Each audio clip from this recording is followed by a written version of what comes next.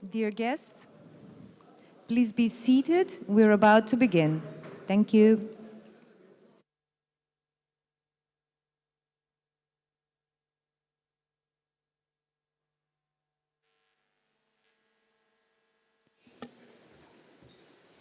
Honored guests, it is now time to open the last panel debate, Human Capital in the 21st Century, moderated by Ms. Nikita Moisos-Kablazhevsky, Executive Director of Macedonia 2025. It's so difficult to moderate the last panel, but I think we'll manage to be very efficient and to present very insightful contributions towards this conference. So I would like to welcome you all, the panelists, but also the audience, to the panel titled Human Capital in 21st Century. I hope that being the last panel, it doesn't mean that it's least important for the resilience, for the sustainability of the economies in Macedonia, but also in the region, but that it represents kind of what I call soft infrastructure. So we discussed many other topics such as infrastructure, digitalization, and so on, but even in these last panels, we heard a lot about the human capital, the importance of human capital. What makes this panel great is that there is a great combination of representatives from different sectors, or four sectors, starting with the representatives from the policymakers. So we have with us the Minister of Education and Science, Mr. Shaqiri, and the Minister of Labor and Social Policy, Mr. Trenčevska. Then we have representatives from the academia, distinguished professors, members of the Macedonian Academy of Sciences and Arts, Professor Takifiti and Professor Begeti. We also have representatives from international organization, in this case that is the World Bank. Welcome, Mr. Rigolini. And then we also have representatives from the private sector, Alexandra from Roche and Ivan from Philip Morris. I hope that, as I said, we'll provide very insightful comments and different contributions or important contributions to the topic of human capital.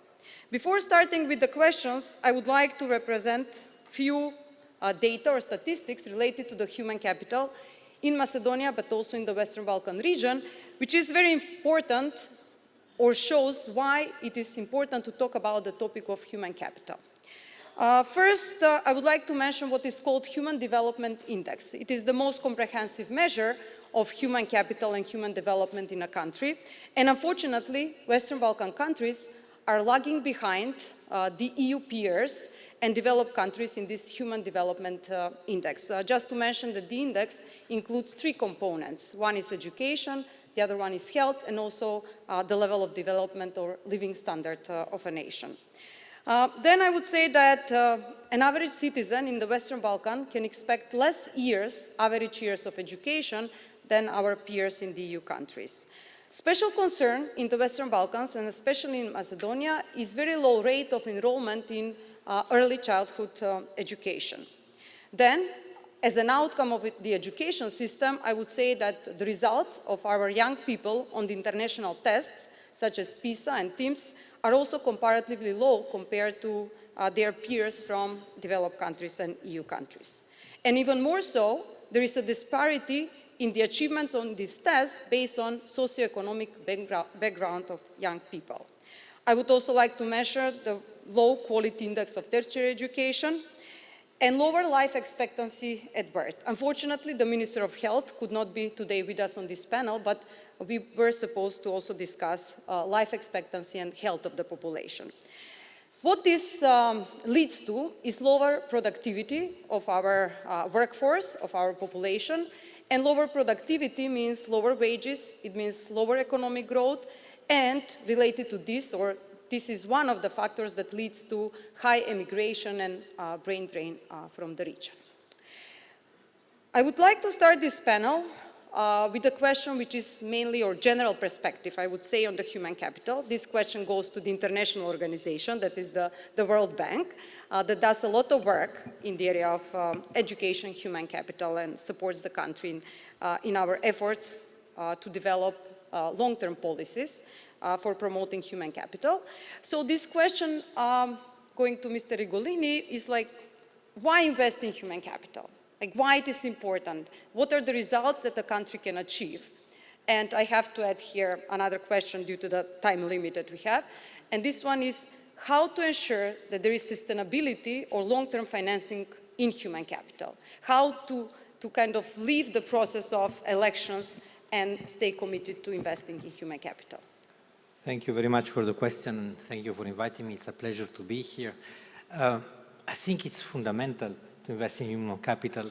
It's one of the pillars of successful growth strategies. Just think that one additional year of education on average increases lifetime incomes of 9%. That's massive. And when you also look at successful countries, apart from countries that are rich in natural resources, they all invested massively in people and in human capital, because investing in human capital means investing in people. If you look at success stories like Singapore or Korea, they all invested very, very strongly in quality human capital. And there I would like to mention, to stress the importance of the word quality, because it's not only about the money. Money plays an important role, but it's also about all the governance and the quality of the investments.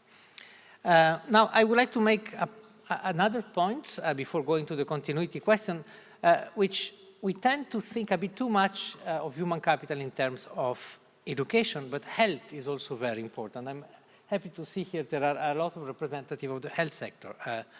You know, especially in countries like in the Western Balkans, where they are aging rapidly and there are less and less workers taking care of more and more elderly, it's important that these workers are productive.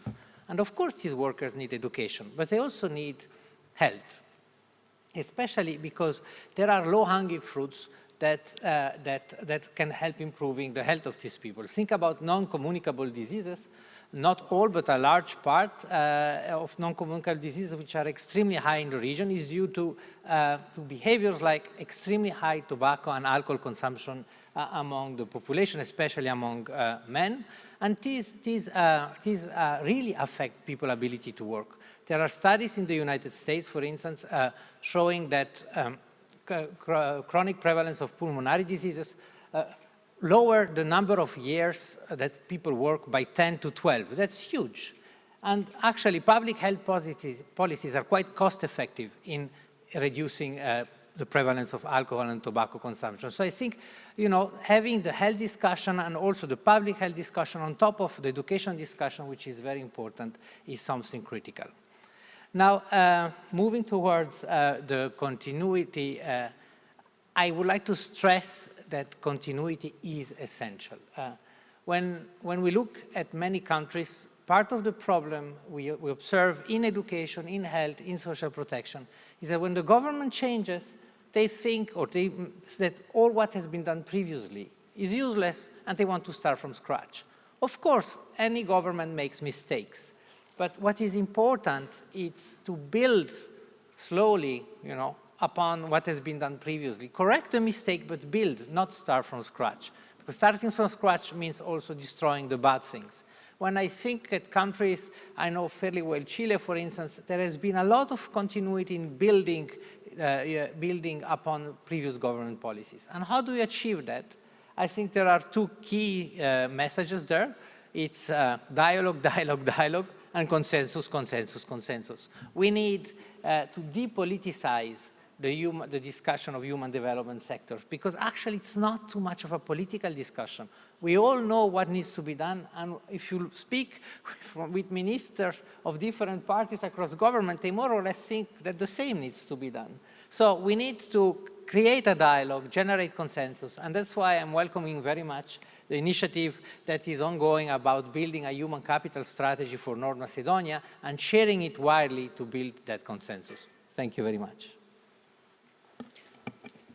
Thank you for your answer, but also for being really on time. That's one of the key, actually, challenges of this panel. So, Mr. Shaqiri, there are like two elements of every education policy and system, that's quantity and quality. And while Macedonia has done a lot in the past in terms of improving the quantity of education of average citizen, there are still issues or challenges related to the quality of education or human capital that is gained through the education system. mainly presented by results in international tests such as PISA, TIMSS, and so on. Macedonian pupils are still doing quite poor compared to their peers in the region and in the EU.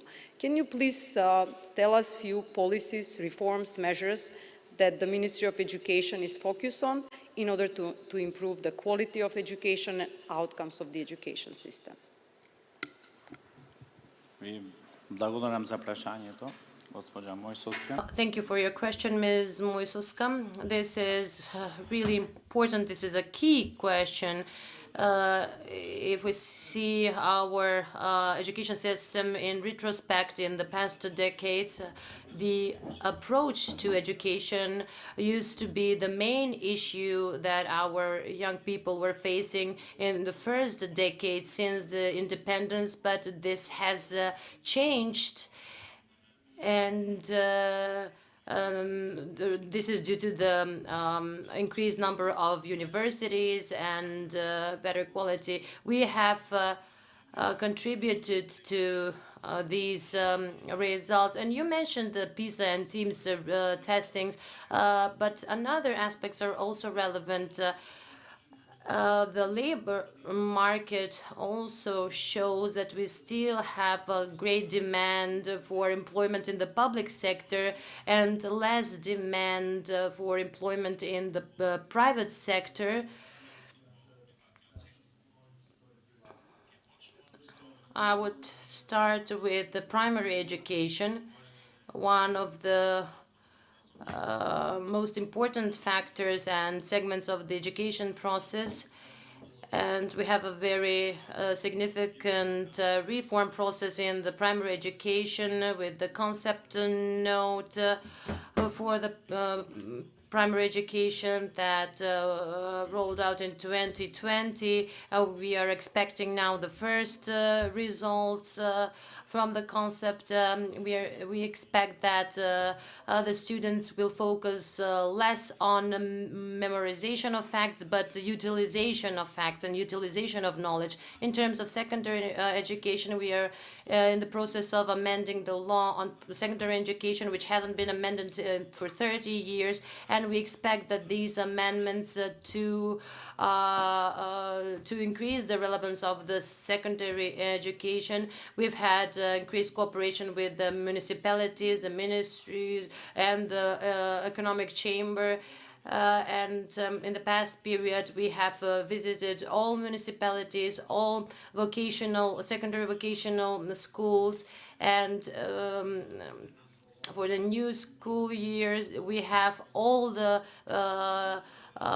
programs that were required by the business community and by the vocational schools. In terms of higher education, we will continue with fruitful cooperation between the relevant institutions in higher education, starting from the Agency on the Quality of Higher Education, but also the National Committee on Higher Education. These are important institutions, important agencies that are relevant in the process of improving the quality of higher education. And this, we need to provide for continuity of the quality of education, starting from the primary up until the higher education. A very important factor for the advancement of the quality of primary education is the advancement of the professional staff, and together with World Bank we have an extraordinary project aimed at advancing and improving the professional staff, and also in terms of the evaluation of primary schools. Thank you very much.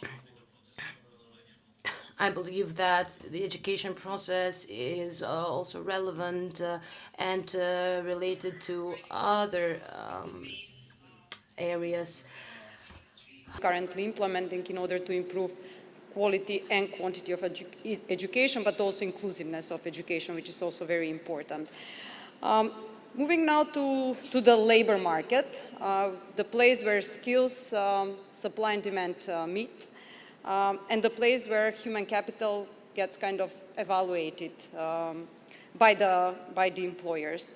The Ministry of Labor and Social Policy is in charge of two very important segments in the area of human capital. The first one is early childhood education, and the second one being, as I mentioned, the labor market. So, Minister Trenchevska, can you please, I know this is too much to be represented in 5 or 6 minutes, but can you please tell us what are the major policies and the major programs that the ministry implements in both areas, early childhood education and labor market, but with a focus on young people on the labor market, if possible. Thank you.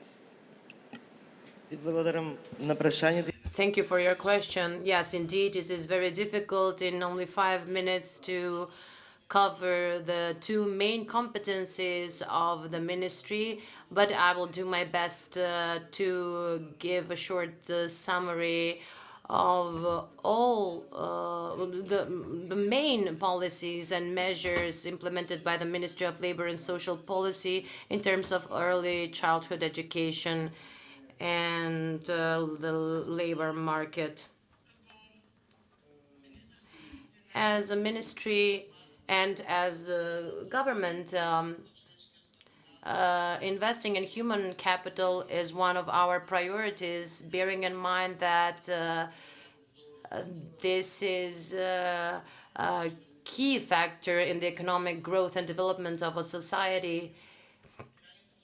And by investing in human capital, we can tackle and address all the challenges related to the labor force productivity, the inclusion in the labor market, aging of the population, but also in terms of addressing all different kinds of social risks. The very investment in early childhood development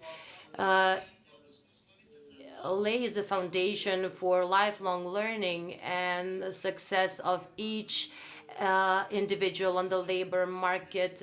Having this in mind, as a ministry, we invest a lot in early childhood education, because bearing in mind that investing in children is investing in the country, and if we fail to invest in early childhood development, each further investment will be flawed and unable to pursue sufficiently. We build kindergartens, preschool facilities in all the municipalities, but we do not focus only on the various infrastructure, but it is very important to focus on the quality of the education and the services that are provided there, starting from the curriculum and also in terms of strengthening the capacities of the professional staff working in the preschool facilities, so that we can so that the professional staff is able to transfer knowledge and to provide a high quality education for the children.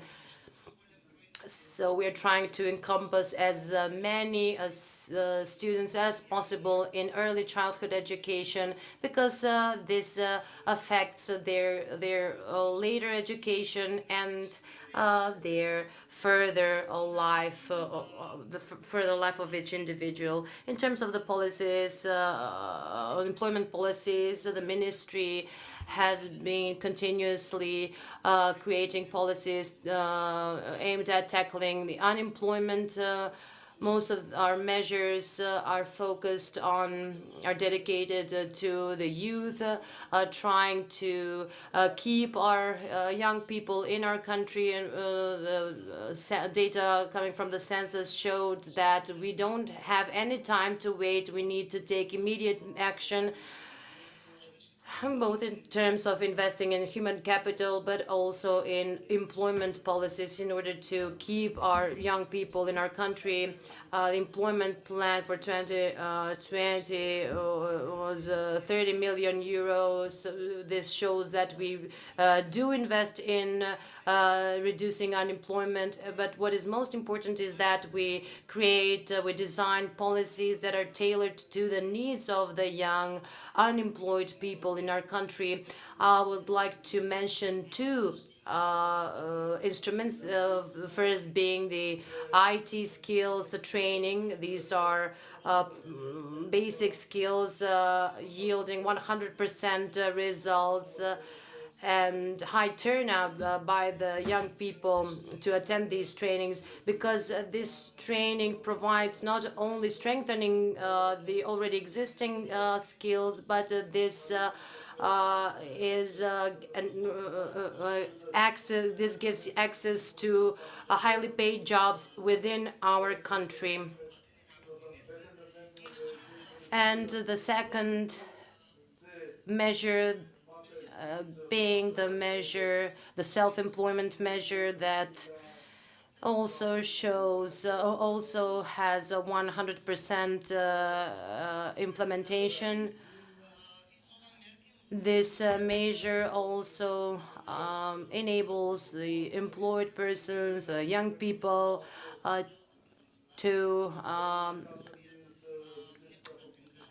to receive 5,000 euros grant by the country, or if there are two people as partners, to receive a 10,000 grant, non-refundable grant. And also there are very successful examples of new companies in the IT sector that are fast-growing companies with newly employed staff and highly paid jobs.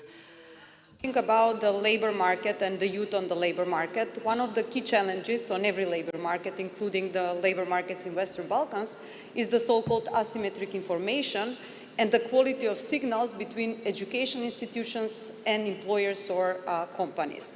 I would like to ask a question to Mr. Begetti, being a professor, being a rector, and also researcher. In your opinion, what is the role of higher education institutions in terms of mitigating asymmetric information and in terms of improving the signals between education institutions, in this case, higher education institutions, and the labor market?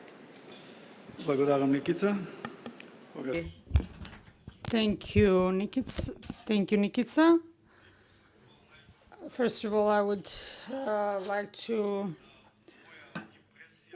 express my impression on the yesterday's recommendations of Professor Krugman, when he mentioned that the most important things that we need to do as a priority in the country is education, labor force, and infrastructure. It is not by accident that he mentioned them in this order. I noticed that all the media, instead of starting with this order, they are started in the opposite direction. And I read that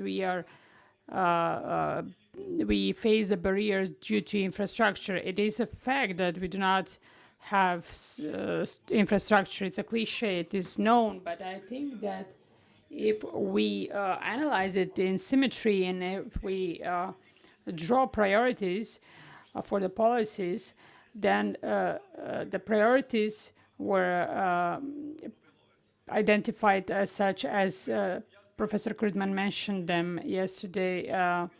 Human capital maybe is not all, but it is mostly above all, mostly everything. And it is not by accident that the whole emphasis should be put on that. Asymmetry in the market is a phenomenon that was identified a century ago. George Akrylov, a Nobel Prize winner at the time, develops the theory wanting to show that usually sellers are better informed than buyers in the sense of the labor market. The labor market in our country, and Nikica knows it best, it's her specialty. But due to the audience here, I would mention that the labor market in our country is in a structural symmetry for a long time, not only due to the asymmetric data, but it has asymmetry in its positioning. This asymmetric data come from the fact that we do not have communication or bridging in the sense of schools, university, business community, institutions. We have been for a long time without a functional communication in this sense. And I would say that this causes great asymmetry on the market. On the one side, we have a situation where we have excess of offer of profiles, and we have a lack of demand of other profiles. What was also mentioned in taking care of the quantity instead of quality. And as a researcher in this segment, I've made researches in Manu and at the university, and 6 years ago we conducted the research that was published in a university in Bamberg, Germany, correlating the influences of investments and the effects investments in higher education and the effects on the economic growth and development. Believe me that the results were, we identified negative correlation, which is paradoxal situation. We all know it's a cliche that good education affects growth. Why is this so? When we compare the results, we concluded that it is due to the low quality, inadequate quality, the mass education on the one hand, on the other side, inadequate profiles. As a rector of a university, medium-sized university with 4,000 active students, thanks to the support of the international community, we have recognized the need, and we have established career centers, technological park within the university, future skills center, thanks to the support of our donors. Also in the regional development in Teto, only to make the connection, make the bridging with the business community. It's not easy, of course, and the fault is on us all, each of us in our corner, but there is no other alternative. It is the solution. Thank you. Thank you. Indeed, this is one of the topics that I'm most passionate about, but thank you for actually stating all that on my behalf as well. Ms. Alexandra, you come from a private sector, from a company that is actually investing a lot in innovation and research. And from your perspective, I would like to hear, what do you believe are, say, the outcomes or positive outcomes of investing in innovation and investing in research? Like, how can it contribute to higher human capital? First of all, distinguished panels and distinguished guests, I would like to thank Ministry of Finance and ENCHAM for the invitation to participate to this panel. During those 2 days, I was listening to almost all panels, and I think everyone mentioned the COVID crisis and how much COVID crisis actually had a tremendous impact on the health and economy. And still, now I have, let's say, a really hard task again to speak. Why do we need to invest in health? Numbers show that poor health reduces... Alexandra, but since the Minister of Health is not here, so you have this double role to convince us why we need to invest in health. And also in innovation, of course. I was searching for some numbers, and global numbers say that poor health reduces global GDP by 15% annually. And this is not a number that was actually generated by the COVID crisis, but actually this is unfortunately a number that is generated by all the disease burden that is generated on a yearly basis. So investing in health can actually be a critical leverage for future growth. Instead of thinking traditionally that health actually is a cost, we need to start thinking that actually health is an investment, because better health can deliver significant social and economic returns. Some studies are actually saying that, for example, for each euro invested, the economic return can be 2 to 4 euros. So also a better health could add like 0.4% faster GDP growth annually. And about half of those economic benefits come from healthier and larger workforce, actually. The rest actually is contributed to extended capacity of older people, extended capacity of people living with disabilities, and well as from productivity gains when we lessen the burden of chronic conditions. Still, in all of the countries, including Macedonia, it's really a challenge how to better tackle and how to better treat chronic conditions like cancer, like diabetes, like cardiovascular diseases. And unfortunately, Macedonia has life expectancy which is 5 years less than the EU average. So it's not a brainer that we need to invest in health to expand the life expectancy, but even more important would be how to create a healthier population. For example, how to create a population of 65-year-olds that are actually as healthy as 55-year-olds, so they can contribute to the economy more. Of course, with the interventions that already exist, the disease burden can be significantly reduced, and I speak mainly for prevention, cleaner and safer environment, encouraging healthier behaviors, and as well broadening access to medicines that we currently have.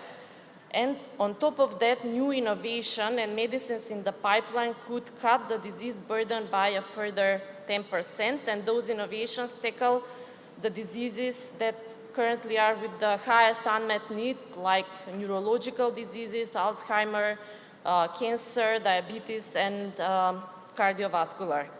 And how do we make actually those innovations closer to us? And this is a message I want to convey as a pharmaceutical company, but also a company that is part of the healthcare working group in the AmCham, is simple, and that is keep health on everyone's agenda. We, as company, we offer our partnership in many areas. It's like for many challenges that exist in our country. It's hard to restart the reimbursement system for medicines that is stuck for more than a decade, or how to advise in policies that can follow the future innovation. Just as an example, we have gene therapies already here, so imagine that we need to go through a tendering procedure to buy a gene therapy. This is not going to be possible. We need to rethink actually how we are going to purchase medicines in near future. Last and not least, actually, is accelerated digitalization in the healthcare system. Because without solid data in the healthcare, I don't think that solid healthcare policies can be done. So thank you. Thank you so much. Thank you actually for providing the macro perspective of investments in health, meaning that it is very important for a productive workforce, but also stating the importance of investing more in health and innovation in health. Thank you. Now I would like to switch to the National Strategy for Human Capital Development, which is not yet adopted, but it's in the final procedure. And I would like to ask Mr. Fiti, Professor Fiti, what do you believe are key ingredients into a human capital strategy? So the strategy in Macedonia, I think, is called investing in people as a key resource.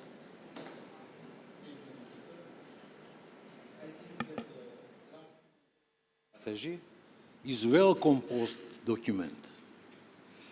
Actually, the draft strategy contains all key components related to the human capital development. And from the methodological point of view, the draft strategy is prepared, according to my opinion, with using a modern approach. The document strongly emphasizes that the human capital strategy must focus on 3 interconnected sectors: education, health, and social protection. in order to improve human capital for inclusive development. That the Macedonian educational system, such as very important part of human capital strategy, must result in people with qualification, knowledge, and skills adequate to the labor market demands.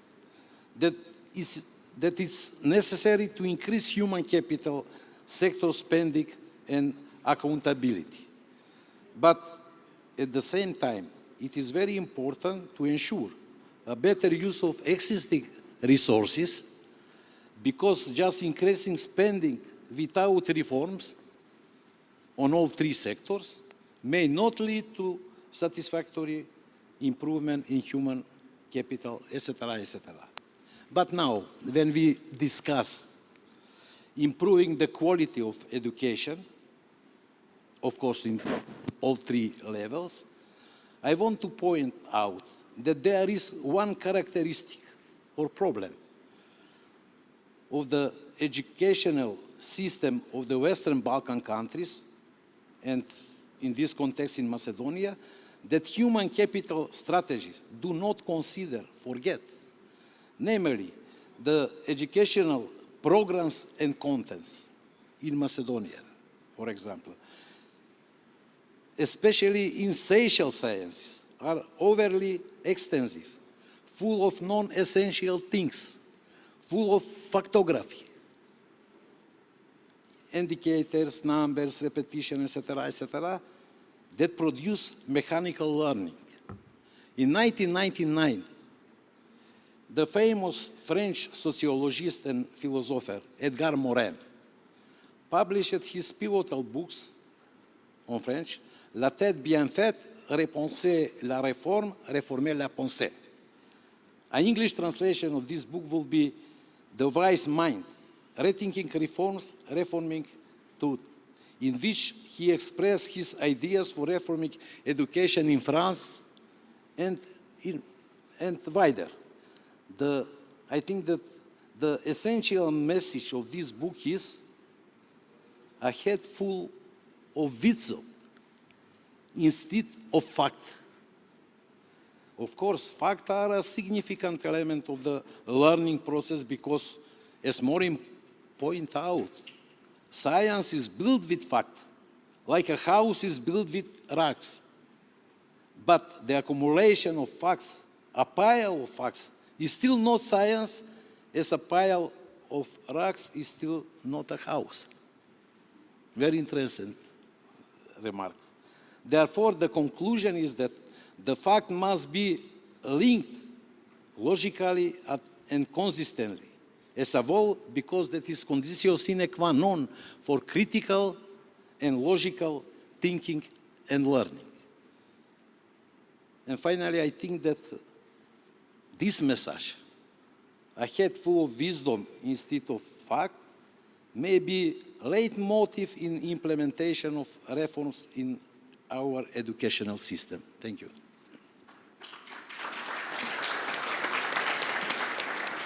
Thank you very much for pointing again the importance of the quality of education, or the need for us to switch from memorization of facts to critical thinking and skills of applied knowledge. Very important reform, say, of our education system. Going to Mr. Kostic, so you represent a company, Philip Morris, which is known for having employee development programs. I would say that investments in workforce, investments in people, are investments with very high returns for the individuals, for the companies, for the society, and for the economy. Can you please share some of the details about your employee development programs, and also what are the results that you as a company are feeling from these investments? First of all, thank you for having me here today. It's a real pleasure to participate in this great forum. I mean, it's actually very simple. Whether a company or a country, we have to believe that the biggest investment is not in infrastructure or machines or technology, but it's rather in people. So once we understand and buy in fully that people are the ones that are driving our strategies and also helping us go further, and especially in our case as Philip Morris, as we're going through this transformation, it is a key element. And of course, with that comes empowering them. So you have to give them full power to give out what they have. I mean, there are 4 elements or factors critical, which we as Philip Morris look into it. First, it's hiring good people. So that's number 1. Then the second one is, of course, giving them clear vision on the future and where we want to be. The third one, most important, is actually arming them with necessary skills and tools. And then the fourth, even more important, is getting out of their way for them to actually deliver. And this is pretty much how we look into it. Without going into all of the details and one by one, I would mostly focus on this skills and tools development, and this is where we have many employee developmental programs. And most importantly, and one that we're using extensively in our, let's say, cluster to which North Macedonia belongs as a market, this is Southeast Europe. And this is also benefiting out of us being a multinational company, and or as I said, this cluster, which we are discussing here for 2 days mostly, is of bringing or sending people on short-term assignments. This is an excellent tool for quickly and importantly addressing certain needs of the market, or actually of the market that we are sending people to. So these assignments are very structural. We know what we want to achieve with them. We know what we want for the employee to benefit out. This is something that they can gain professionally. They, they will have this new perspective that they can see. Then they can, of course, implement them when they're back. Also, what we're very much using in our cluster is whenever we need certain expertise, we'll also bring certain people here. And this is an important element, and especially we have, this was even discussed yesterday on one of the panels, this flow of people within our region is very important, and we should make it much easier than it is today, because quite frankly, it's not so easy, and I'm a living example, since I'm on one of those assignments, but a bit long-term assignment. I'm coming from Belgrade, and I can tell you, getting the work permit here yearly, because it's not that I'm getting it for 2 or 3 years, I'm getting it every year, and it actually takes 2 months. So this is something which we have to make easier for people to obtain work permits, especially nowadays when everybody knows everything about everybody. So I think it's not so difficult to scan the person, but this will of course make it easier for this inflow and outflow of people and exchange of ideas, and always making us this up to date and actually striving for future with employees. So investment in employees is for sure #1 thing that we have to continue doing. Thank you. Thank you as well. Due to time constraint, we changed the model of the panel to only 1 round of questions, but I would still give a privilege to the Minister of Labor and Social Policy, Ms. Trenčevska, because there is one very important policy by which our country, I think, is leading in the region, and that is the program of youth guarantee. So Macedonia is the only country which is not part of the EU, which implements this policy, and it is very successful. So Minister Trenčevska, can you share a few facts about the program, very briefly, certainly? Thank you. Yes, as a ministry and as a country, we are proud to the Youth Guarantee, not only that the Youth Guarantee as a program, European countries implement this program. We are the only country outside the European Union that is implementing this program, but because it yields excellent results from the very beginning of the implementation. The objective of the program Youth Guarantee is within a period of 4 months after registering with the ESA, with the Employment Service Agency, that young person should be provided with a quality job offer, or if that person needs a training, continuous education, acquiring skills to make that person more competitive on the labor market. When we introduced the Youth Guarantee, our objective as a ministry was 30% of the involved persons in the program to get out of the program successfully, whether with employment or training that would increase their competencies and skills. 2021, from the total number of involved in the Youth Guarantee, 8,064 young people up to the age of 29, or 41% of the total number of involved in the Youth Guarantee got a job, were employed, or they acquired some sort of skills through different trainings, continuous education that made these persons more competitive. The number speaks of accomplishing the objective, our objective at the very beginning, and we are continuing with the implementation of this program because it has good results. Thank you.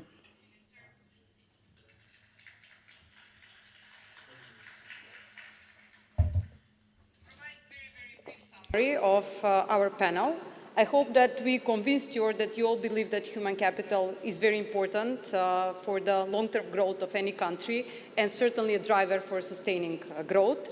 That investments in human capital should be independent of the political cycles. That investments should be done in all three sectors, that contribute to human capital, which are education, health, and labor market, certainly social protection as well, and that there is a role for everyone to play in these investments in human capital, from policymakers who should design better policies for human capital, including the Ministry of Finance or financing these policies, but also private sector and academia with research in this area. Thank you again. Thank you for the panelists.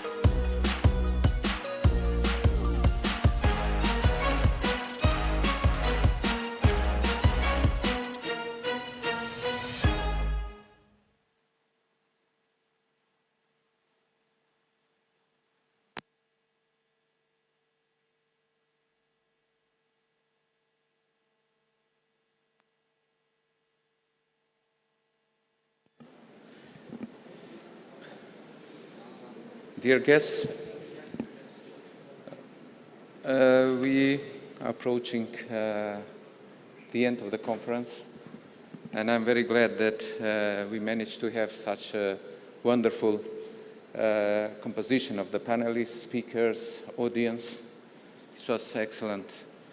But I am really very honored and pleased to have today on the stage, as you see here, the history of finance ministry in North Macedonia. We have on the stage the first Minister of Finance from us in this stage, Mr. Aredini, Zote Aredini, Professor Fiti, Professor Popovsky, Professor Slavevsky,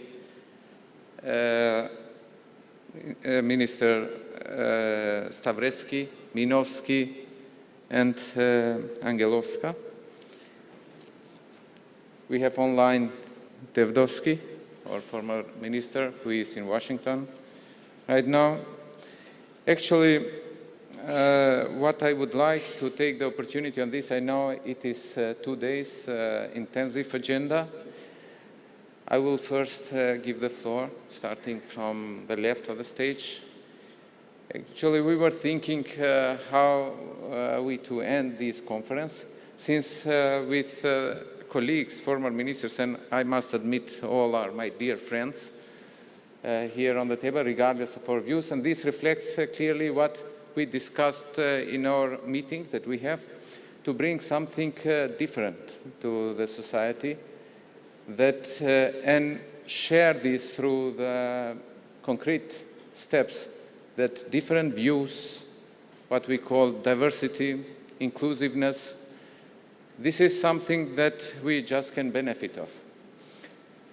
While this was going on, I was thinking how to express this in something which is scientifically also internationally recognized, and that's you know the book of Harari, the trilogy, is the Homo sapiens, Homo Deus, and these challenges of the 21st century of the civilization.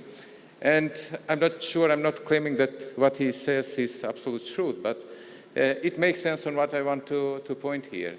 He was explaining that different species in this universe, in the globe, actually, they mainly work on the instincts, and they learn from each other on the instincts, and every time they do the same stuff, meaning the bees and other animals. But when it comes to the Homo sapiens, he says the main difference, what differentiated the sapiens from Homo sapiens from any other living being in the globe, is that they started to communicate among each other. And this communication and the flexibility brings the change and the collective knowledge. Actually, then we pass this through generations. So this is a huge evolution, a revolution, not only evolution on human mind and the capacity. So I'm very glad that we have this diversity through all the conference.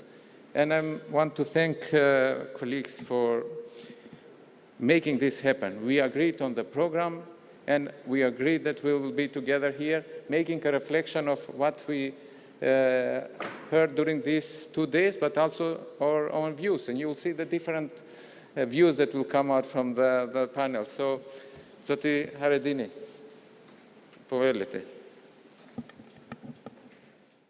Each of us has 4 minutes for our address. 4 minuty imame za obraćanje.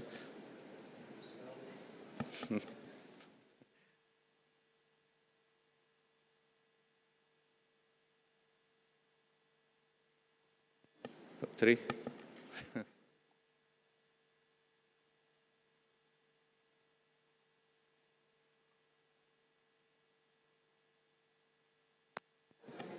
Three minutes each. Ne znam od kada je ministar aktuelno reći će različni. The current minister said something about diverse opinions. Maybe all of us will have the same opinion. Anyways, together we had the opportunity through us to see all the persons who are guilty for the state of affairs of our country today.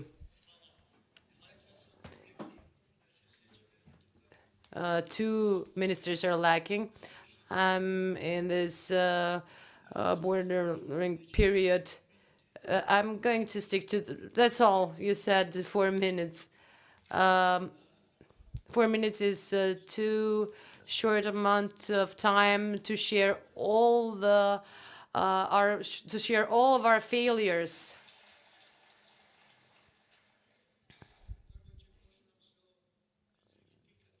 First, the energy sector. My background is in the energy sector. Because of my age, not my success. In the time when the energy facilities were built, and also I was there when the construction was over. So I can tell you that not 30 or 40, but 50 years energy facilities have not been constructed, neither thermal energy facilities nor hydro energy facilities. So with the exception of the thermal energy plant Kozyak, all of our plants have been were built in the course of the 60s and the 70s, and some of them were put into operation in the 80s.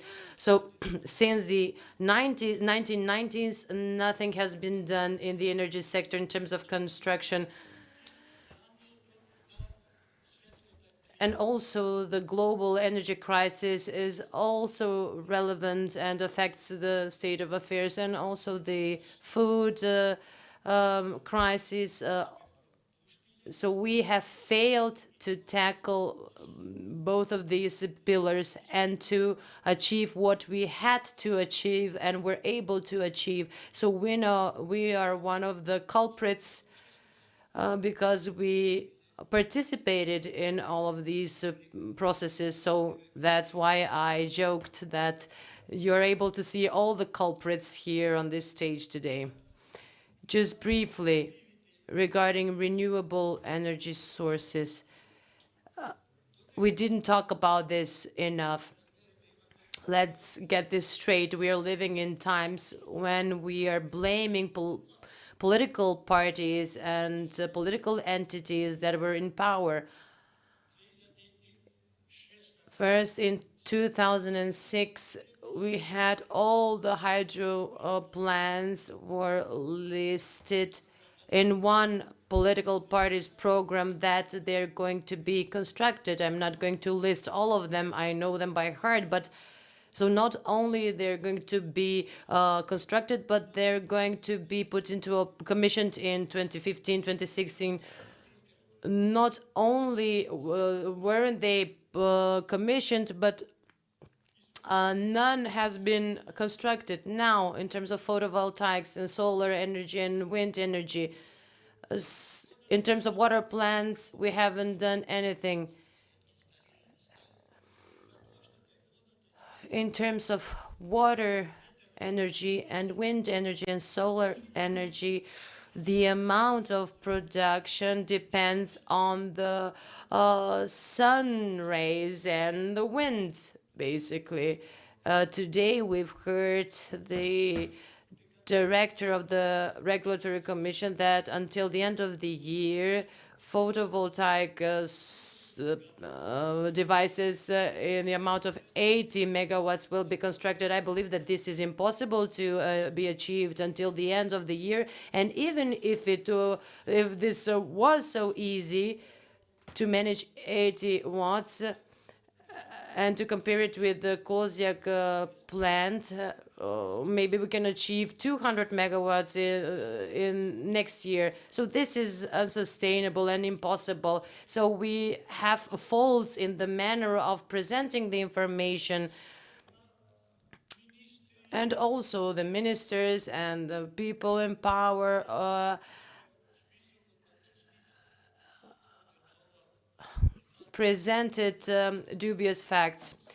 The minister, when preparing the agenda and the composition of the panel, so apart from the international representatives, and they know what the situation is like in this country, so I think what we lacked, what we missed is self-criticism regarding why we have failed to tackle the problems so far. So not only what is going to be done and to exaggerate regarding the future plans, but also to be accurate in terms of our faults and what we have succeeded. So this government has been in power for 5 years.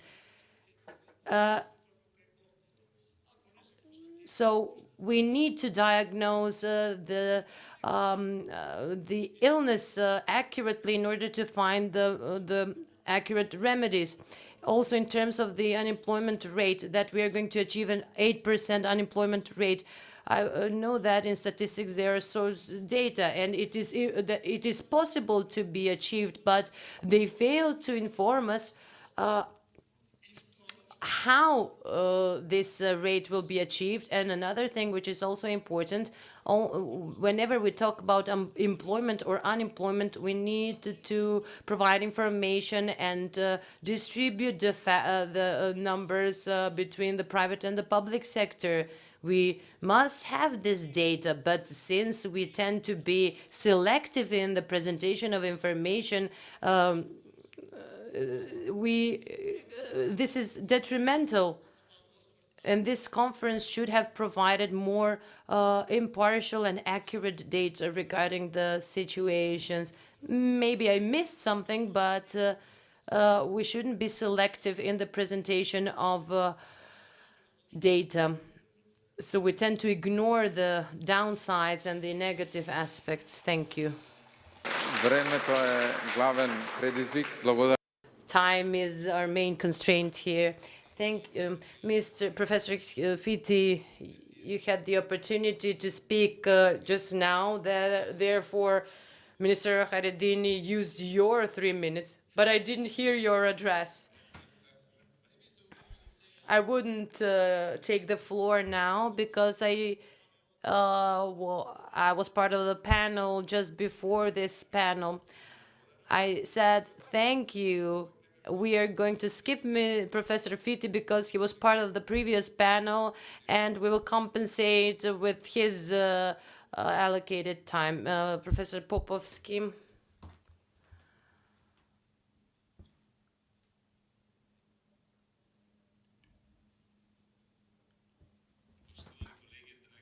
Dear colleagues and participants on this forum,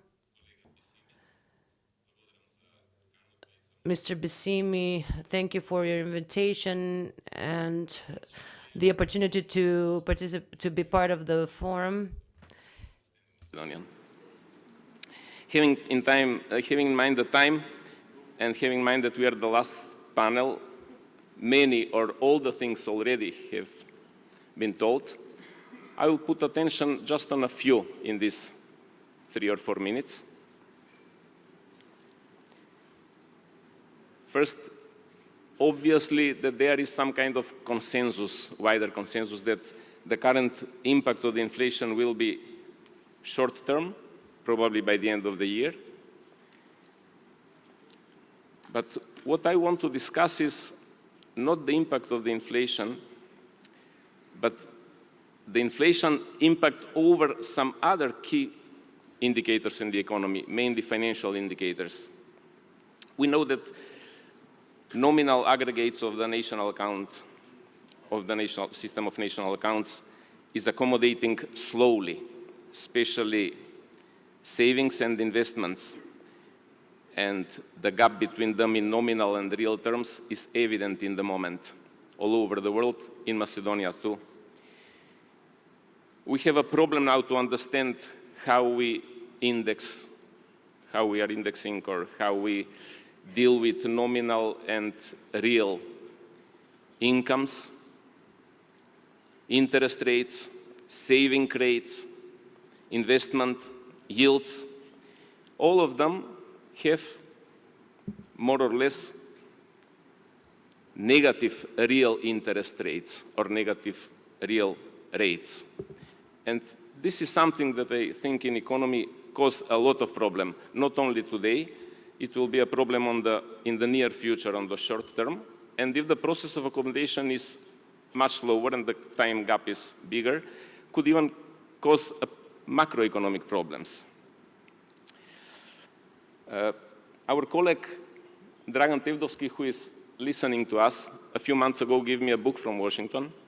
Thank you, Dragan, for that. From Professor Oliver Blanchard, who was published just before the war started. And the name was The Fiscal Policy in the Era or in the Time of Zero Interest Rates, where he was writing that probably the fiscal policy in terms of negative interest rate will continue in one or another way, but that the negative interest rates will stay, I'm citing, over the next 25 to 30 years. It is a very long, it is not long term, it is very long term in economy. But it was just before the war in Ukraine. Now we have a substantial inflation rate of, let's say, on the margin between moderate and galloping inflation, over two-digit inflation.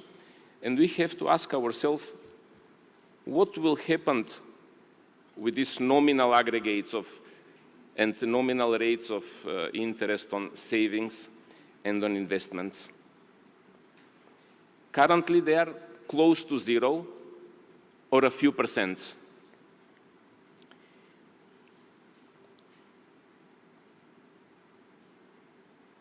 Profit rates are also mostly, because of the crisis, within the margin of one digit. Yield of the securities, no matter if they are mid or long-term bonds or even shares, are also one digit. Profit rates, yields, everything is one digit in terms when the inflation is already two-digit inflation or near two-digit in the most of the developed, or let's say, Western Hemisphere. From that point of view, I want to ask a question which I will not answer today. Are we entering in the period when the households with their deposits and saving are financing government spending, not through the taxation, but through the financing of the deficits, which are with single-digit interest rate? And are the households with their savings and deposits those who are financing the private sector with very limited negative interest rates on their loans from the banks? I'm afraid that this is happening, and this will continue to be in the next 6, maybe 12 months. On the top of it, what will happen if the inflation stopped in the next year, because already the base in this year will be much higher? In that case, probably the process of accommodation will have a lag of 6 to 12 months when the inflation will come back again to few percents. How the economy will deal with this? This is very depressed interest rates on the savings, and I think they cannot continue like this to serve as a base for financing of private sector investments and general government spending, especially the deficits. And I'm finishing, as I see the time is coming out. Maybe more important is how much and how long we will continue with this process, how it will influence the economy, how it will influence the issue of macroeconomics harmonization, which is needed, because I don't believe that this is sustainable. I don't think that the households, let me give a very simple and stupid example. I don't believe that households are, on the long term, prepared to put in the bank A4 automobile from Audi and next year to take from the bank A3. or to put in the bank 1 ton of meat, and next year to take 900 kilograms of meat, or to put... Yes, thank you. Not to explain, we know what we are talking about. I'm finishing one sentence. Yes. Who will have the burden of this kind of financing in the economy in the future? Are the households the victims? Thank you. Yeah, thank you. Thank you very much. I have two infos to share with you. So the conference has been all the time live streaming, so thank you who can address in English. It's good for those who are following us online. The second is we have been, to be honest with the audience, we have been over-ambitious with 3 minutes. Please add 1 minute more, please. Thank you. Thank you. Professor Slavevski. Okay. Thank you, Minister Besimi. You're fortunate, being the current Minister of Finance, to have this bunch of people to learn on their mistakes, not to repeat our mistakes in the past. I'll make just a few short points. President Pendarovsky earlier this morning suggested that we should build a model of economic growth that would be resilient to economic crisis. Of course, this is an ideal, and if those were the words from the president of either China or Russia or Turkey or Hungary, it would be understood as an order that ministers should start working on from tomorrow morning.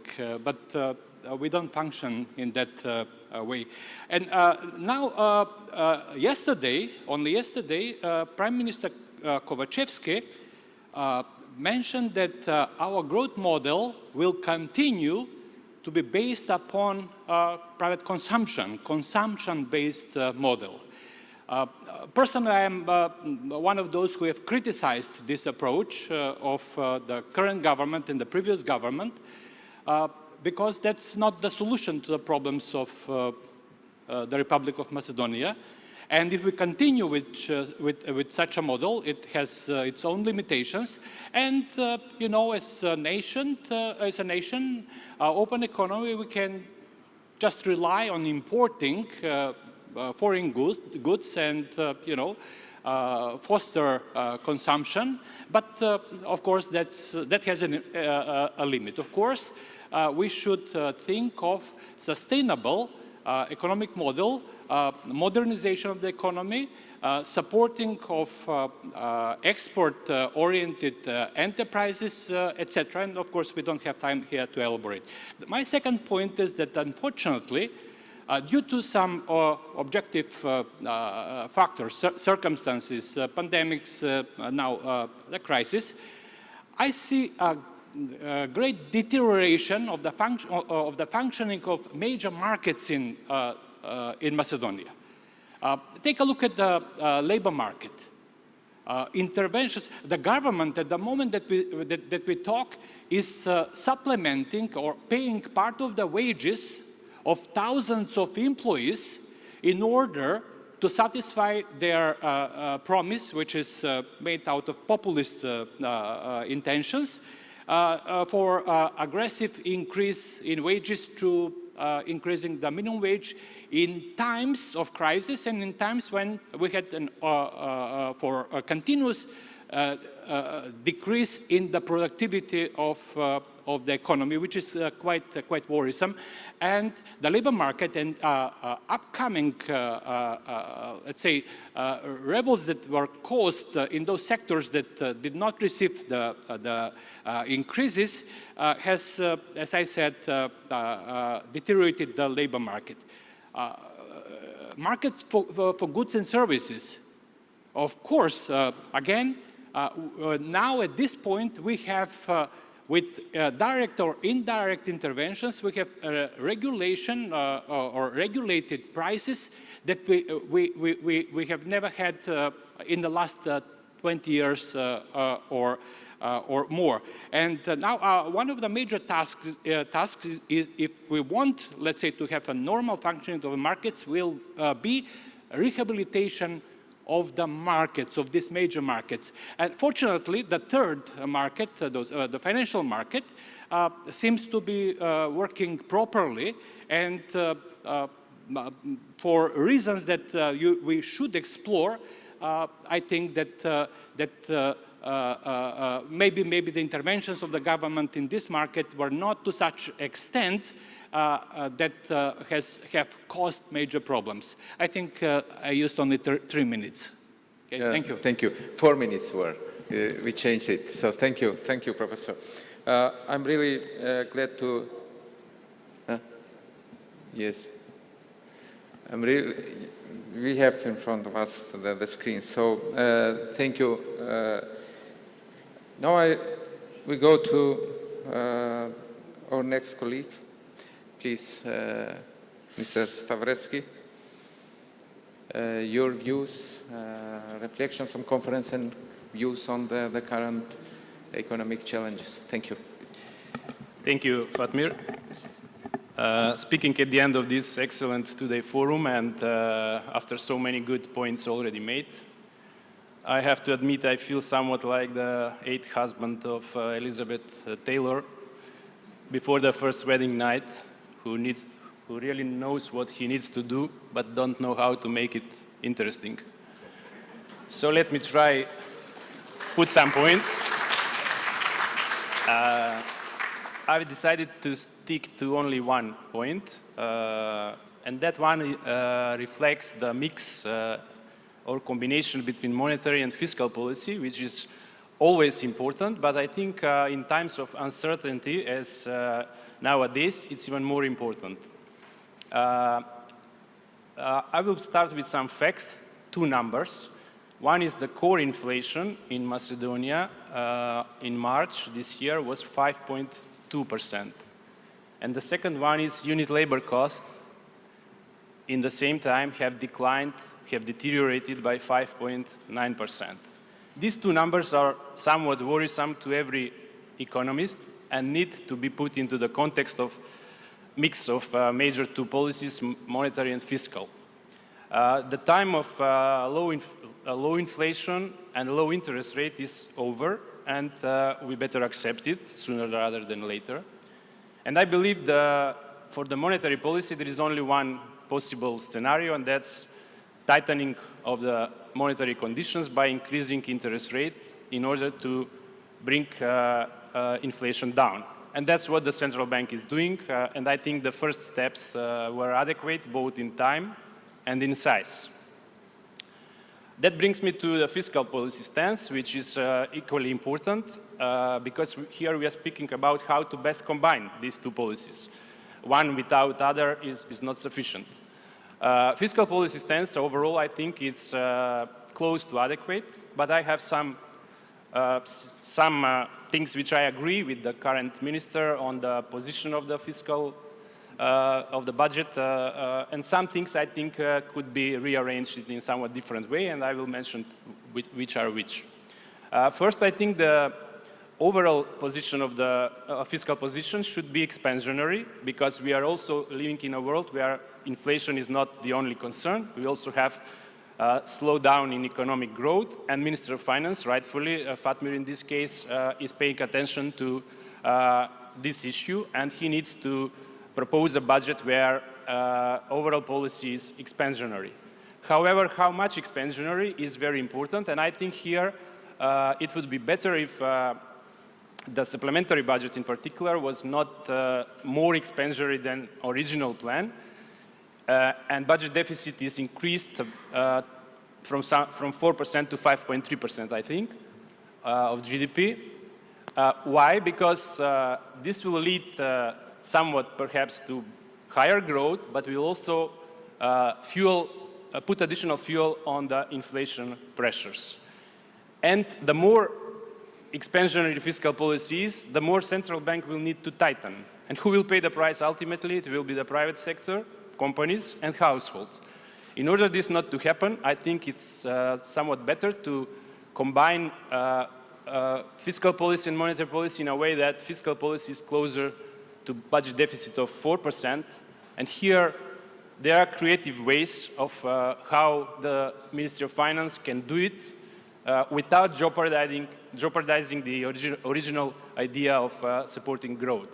There are some positions where there could be efficiency savings, and I think the government and Ministry of Finance have proposed some good measures in this context of cutting on some expenditures, but I would encourage them to do more because it makes a difference. If budget deficit is reduced by additional 1.5 percentage points, which means from 5.3 is close to 4 or lower than 4, it will mean additional 200 million euros in the economy, or additional or less restriction by the central bank, less restrictive policy by the central bank in this context.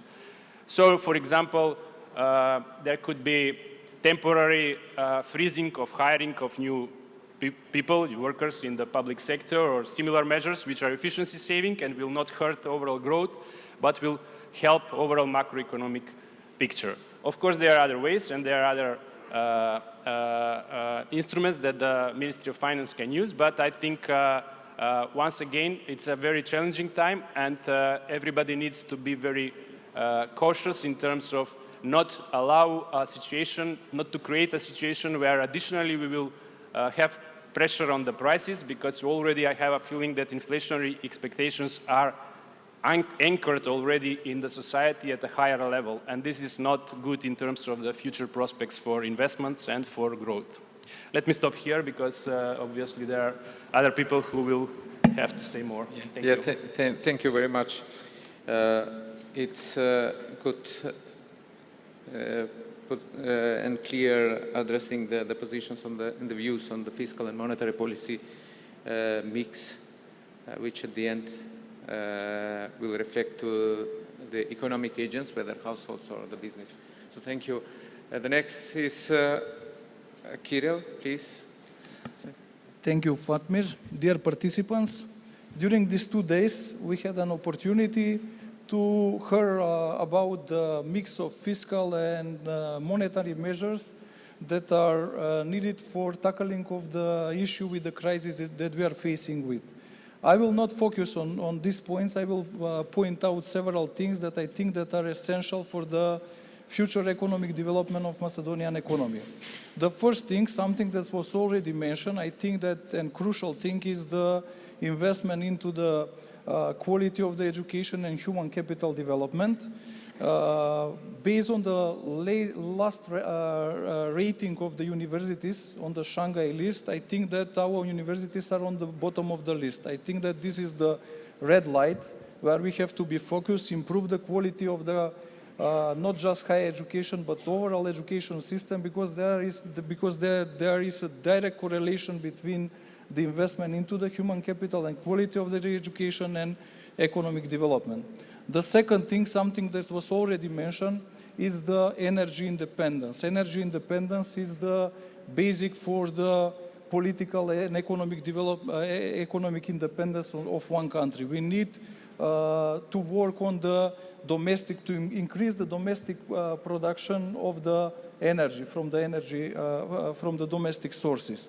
The third point is, and third issue is implementation of the fiscal rules, especially about the fiscal deficit and about the public debt. Also, implementation of the good practices for transparency and accountability in the management of the public funds. Digitalization is also one step ahead. We have to work urgently on connection of the couple of key institutions under the portfolio of Ministry of Finance, such as Public Revenue Office, Ministry of Finance, and Custom Office, because sometimes when we are small, there is additional opportunities for small and open economy. I think that digitalization of public services could create additional advantage for us, especially it could also improve the tax collection rate and increase additionally the transparency in the work of the institution. Fourth field and fourth issue that I would like to emphasize is a more proactive approach in attraction of the FDIs. Sometimes the crises are opportunities. We all know that our neighbors are pretty much proactive in attraction of the FDIs. It was mentioned also yesterday from Professor Krugman about the importance of infrastructure. We need better infrastructure. We need to promote ourselves as a good nearshoring destination. And I think that for this, we need to improve first the concept of public project management and implement these standards of professional public project management that is crucial for appropriate use of the allocated capital expenditures. And my last point is related to the direct correlation between the moral and the economy. We need more ethical standards, not just in the public sector, but also in the private sector, because the implementation of the good governance standards creates better institution, and the better institution, they create the better, more prosperous economy. Thank you. Thank you, Kirill. We have 20 seconds. We'll give to Dragan. Thank you very much. I'm taking notes of your views. Maybe I'll try to get something from all of you. Dragan, are you following us? Yes, good afternoon. You have 2 minutes. 2 plus 2, please. Thank you. So I joined first the congratulations to the Minister Bessimi and to the Ministry of Finance about excellent organization of the conference. I must say that strongly support the idea to have discussion between people with different views, and probably this is one kind of the group of ex-Minister of Finance. About the time of discussion, 3 minutes, I must say that in the IMF Executive Board, there is a 3 minutes limitation for the Executive Director intervention. So 3 minutes are perfectly fine if someone have a well-structured discussion. I want to emphasize 2 main takeaways from the conference, by my view, especially regarding the fiscal policy. The first is trade-off that is facing fiscal policy. The second, the need for adequate buffer to successfully manage the rise and uncertainty. So about the first issue, the trade-off, on one side, the fiscal policy need to reduce the high debt to more sustainable level, which is especially important given rising interest rates. While on the other side, it need to ensure continued support for the recovery amid monetary policy normalization and the new shock on the top of pandemic coming from the war in Ukraine. So probably the way to correctly respond to this conflicting task, fiscal policy need to prioritize spending to be targeted to those most affected and to the priority areas, and raise revenues to reduce vulnerabilities. About the buffers, so also the previous discutants mentioned some elements of the uncertainty ahead.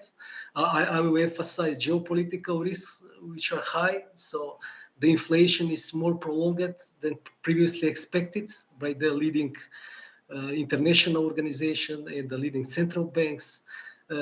There is, of course, strong monetary tightening in front of us by the Fed and the ECB.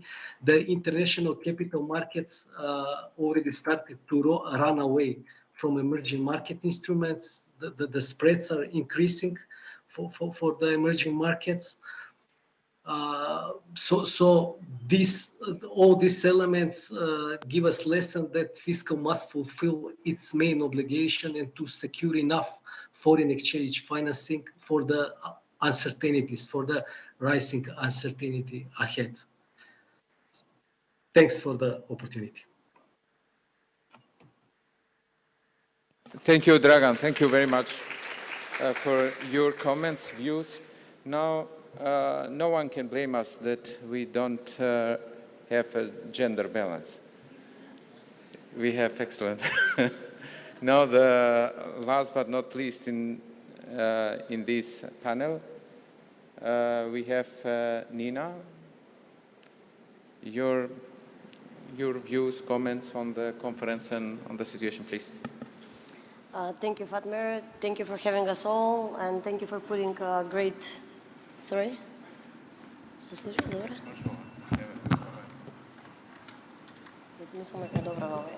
Can you hear me well? Or do we need two mics for my short and sweet remarks? Okay, so thank you for pulling a great conference forum.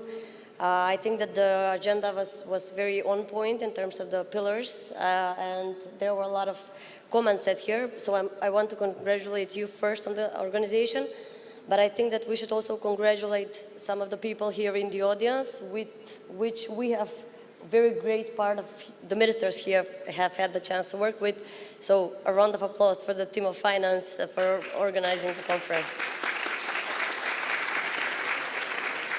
I think I would not repeat many of the things that have been said.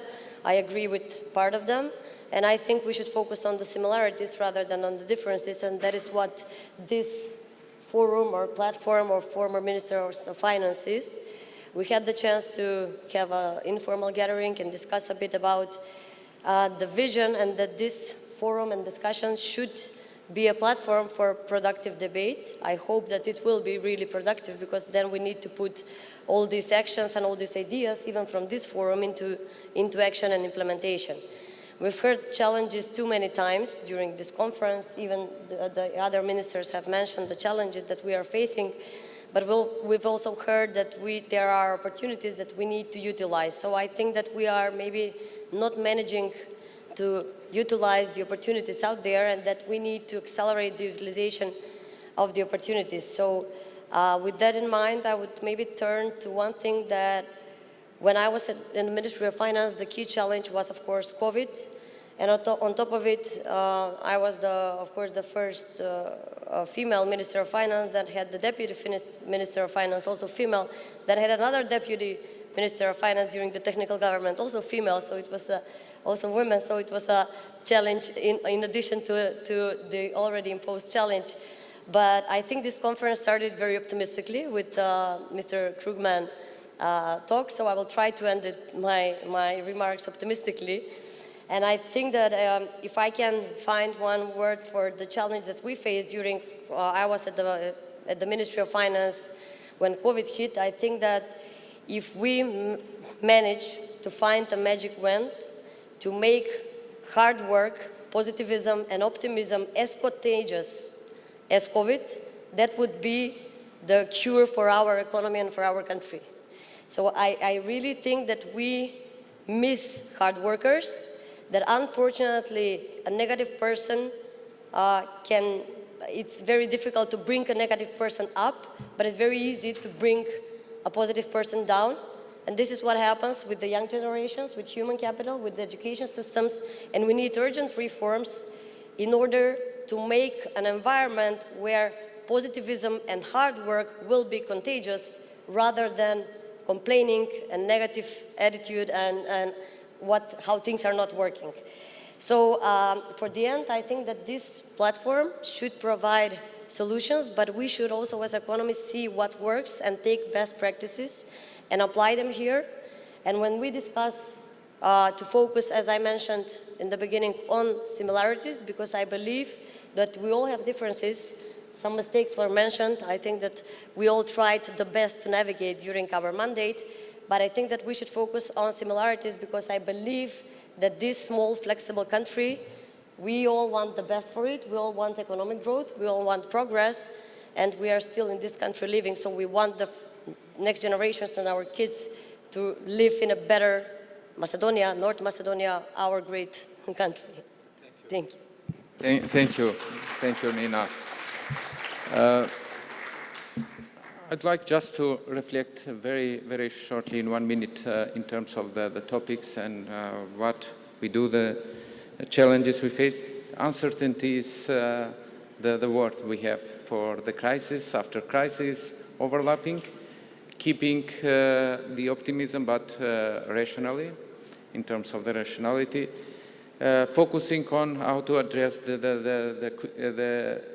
in short term, the shock, but also keeping in mind that our mid and long-term vision in terms of the structural reforms, in terms of the digitalization, competitiveness, green transition, good governance, all the pillars that were here. So I'm not going to go on this in more detail, just will focus on the conference and some reflection about the conference. So honestly, this was, from our perspective, a huge success, having you all here on the highest level, the first and the second day. And most importantly, in the very last panel, we see this enthusiasm in the audience. Many applauses about the speakers. This means a lot to us. I'm really privileged to be here on the stage with friends and former ministers. It tells a lot about our country, the potential that we have, the capacity on our different views to bring on the table together. And I really thank you. We made this conference, the program, together, and we agreed to put it in a way that for the next conference to put it in a higher level, our cooperation and going beyond the political views. Something that will enrich this conference, this platform, and opening the floor for debate, because this constructive and creative discussion can bring more, we can leverage from that. I don't want to miss the opportunity also to thank all speakers that were with us in these 2 days, to thank our partners for this conference, AmCham. We were able to have in this conference different stakeholders in the society. We had policymakers, we had international financial institutions, we have business community, academic community, non-governmental. We also had students. And actually we introduced this year also one new topic about the leadership. It was during the lunch time. We had also a speech on the leadership, and this goes beyond the formal position that we take, but it matters about our values and how we contribute to the society in the future. So talking about the future, we take the promise, gathering again as a proposal draft for the next conference that will come the next year. Maybe one topic might be youth, having more youth in the conference and their voice. We will have some conclusions and recommendations from the conference, and hopefully the next year the topics will be more focused on how to not only having a sustainable but more accelerating the growth. So at the end, I would like you to ask for a big applause for the speakers on the stage, the former Minister of Finance. And also for finalizing this conference, we can stand and thank all the speakers and the audience, and applaud to the audience being with us all the time.